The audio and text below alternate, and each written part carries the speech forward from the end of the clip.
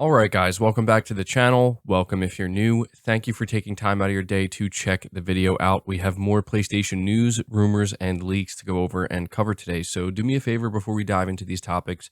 If you end up enjoying the video or finding it informative, be sure to leave it a like. Helps the videos out way more than you know. And if you are new here to the channel, please consider hitting that subscribe button as well. We're starting here talking about a new PS4 and PS5 demo that is available today. The Like a Dragon Ishin combat demo is out today. It's not just for PlayStation users, it's also on PC and the Xbox consoles as well. Like a Dragon Ishin is releasing in just a couple of days on February 21st. So this demo is going to be about 20 minutes long, and it's going to allow you to explore two segments of the game, including scrapping with enemies and going up against 3 armored warriors. So yeah, it's a pretty short demo, but I mean, that to me seems like the perfect amount of time for, most people to kind of figure out if it's something they're going to be interested in or not. So there you go. That demo is out now. Let me know if you're planning on trying it out. Next up, we're talking about Resident Evil 4 Remake, a game that I'm personally very excited about. We have some new information to go over. There was actually an interview done with the game's directors with Game Informer, and they revealed that RE4 Remake will have a new game plus mode and a photo mode right at launch. So I think a lot of people are going to be happy about that. No need to wait for it in some kind of update, which is great. They also revealed that there will be different control schemes that you can choose from. Some are similar to Resident Evil 2 and 3 remakes. And when they were asked if you can choose a control scheme that is identical to the original RE4, they said you can switch to a scheme that's similar to it, but it's not going to be 100% the same. They're also confirming that the village section of the game, which is certainly one of the more exciting sections of the game, is actually going to be bigger than it was previously. And they also talked about the island section, saying that they did make some changes to it, but it's not necessarily going to be bigger. So that's some of the important new information we're learning about RE4 Remake. Let me know if this is a game you're looking forward to, and if so, how you're feeling about this new information. Next up, we are looking over at PlayStation Game Size on Twitter once again, because he's letting us know some important information about Atomic Heart. This is a game that I've seen some of you talking about and are very excited about. So the download size for the PS4 and PS5 version has been revealed. On PS4, it's going to come in at 47.9 gigabytes. On PS5, it's coming in at 41.6 gigabytes. Preload begins February 19th, and the game is launching on February 21st. So, yeah, not a massive game, but still, considering, how many games have been releasing, you may have to make some space. But, yeah, again, Atomic Heart is a game that people are very excited about. People thinking it's looking absolutely insane. So I'm curious, let me know if this is a game you are planning on playing. Moving on from that, we have a update on the Microsoft Activision Blizzard situation again. This does pertain to Sony. Apparently, Sony and Microsoft are set for a courtroom-style clash at Activision Blizzard's deal hearing. This is being reported on by PlayStation Lifestyle, and they say Sony and Microsoft are apparently set for a, quote, courtroom-style clash, end quote, at a hearing for the Microsoft Activision deal next week. Microsoft requested a hearing with the European Commission after the regulator formally objected to the acquisition. First reported by FOSS Patents and later confirmed by Reuters, EC set a hearing for Tuesday, February 21st, after Microsoft filed a request to present oral arguments. According to Reuters, the Xbox maker is expected to offer remedies to the regulator in what it calls a last-ditch effort to get the deal approved. Reuters stopped short of confirming whether Sony will be at the hearing or not, but FOSS Patents has said that the company will be present and both parties are expected to have a courtroom-style clash. Sony's presence makes sense considering it's the loudest and biggest opponent of the proposed acquisition.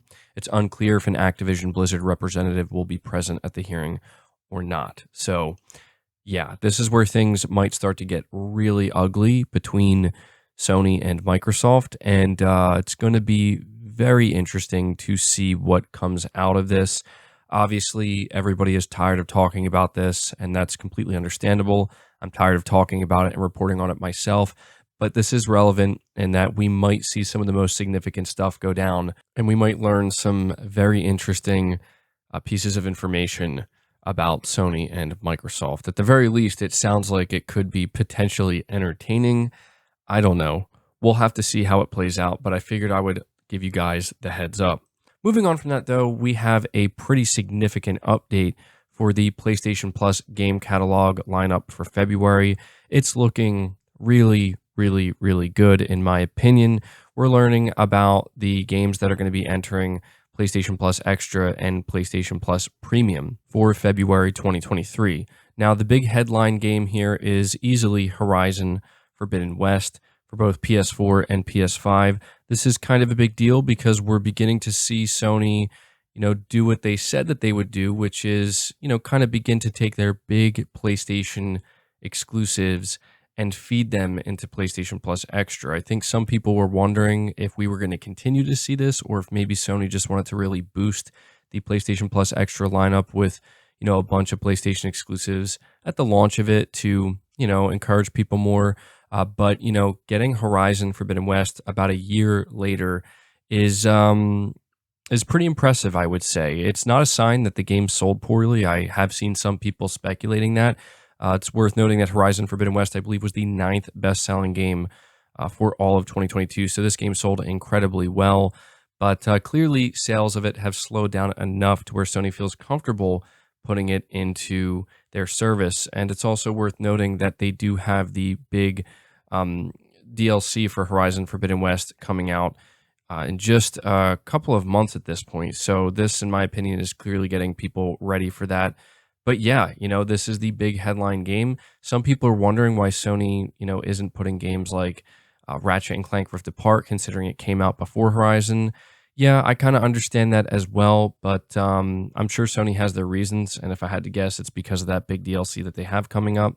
But on top of that, we have some other pretty notable games as well. We're looking at Resident Evil 7, The Quarry, Scarlet Nexus, Borderlands 3, and Outriders. So, in my opinion, this is easily like the strongest month of a PS Plus Extra. There's actually a few other games I should mention as well. You're looking at Tekken 7, you're looking at Ace Combat 7 Skies Unknown, Earth Defense Force 5, Oninaki.